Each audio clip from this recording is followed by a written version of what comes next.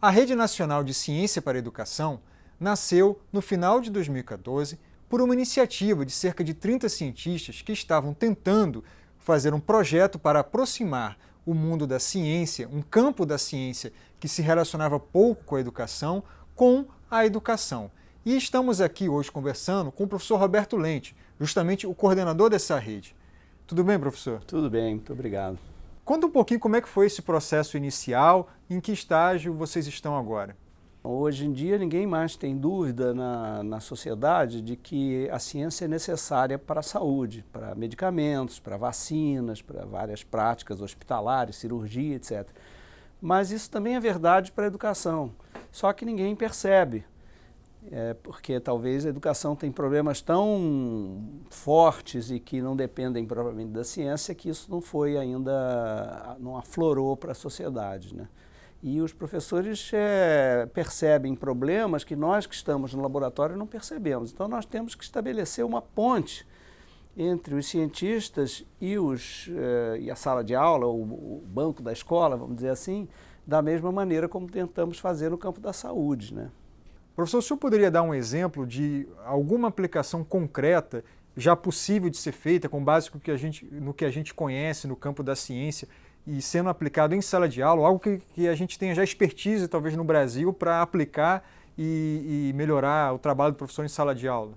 Posso. Um exemplo muito concreto e muito importante é o exemplo dos videogames, né? Quer dizer, os videogames são produtos industriais comercializados no mundo inteiro, acessíveis a qualquer telefone celular e que as crianças veem direto, são fissuradas nisso. Mas não há nenhum controle sobre o uso desses videogames. E existem trabalhos feitos com, inclusive, grandes grupos de crianças que mostram que os videogames de ação com conteúdo violento, eles primeiro banalizam a avaliação da violência por parte das crianças. Então as crianças já acham normal certas atitudes que são inadequadas socialmente, né? Não são pacíficas.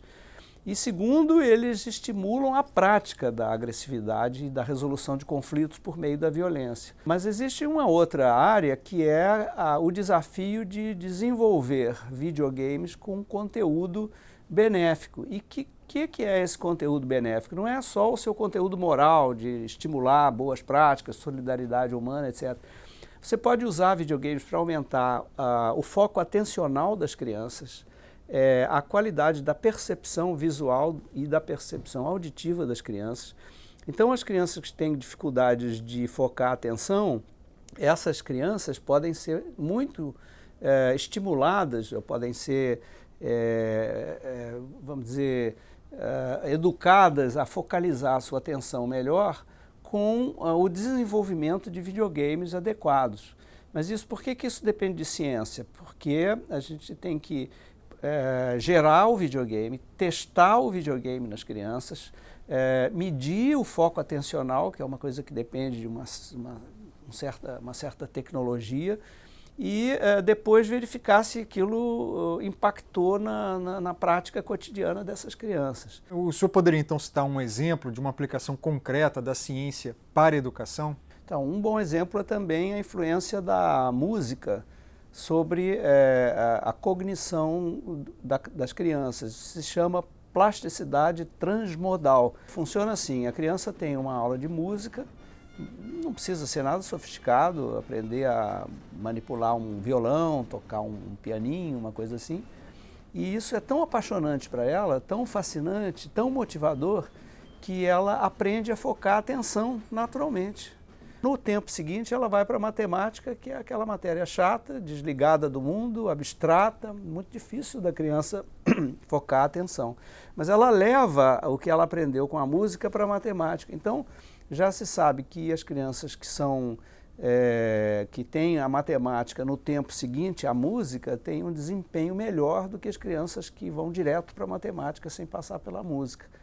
Então, essa plasticidade transmodal é uma descoberta da ciência que naturalmente tem que ser testada, elaborada, verificada melhor, etc., e que pode ser usada facilmente, mas mexendo apenas com a grade horária das crianças, né?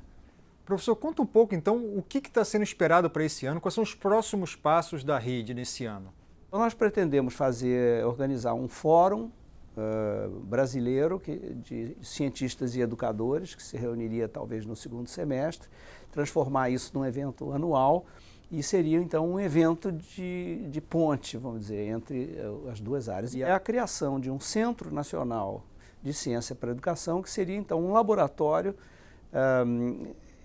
Estamos pensando que ele fosse sediado na UFRJ, mas aberto a toda a comunidade científica do Brasil, equipado com ressonância magnética, com uma série de outras técnicas, em que a gente possa realizar experimentos voltados para a educação.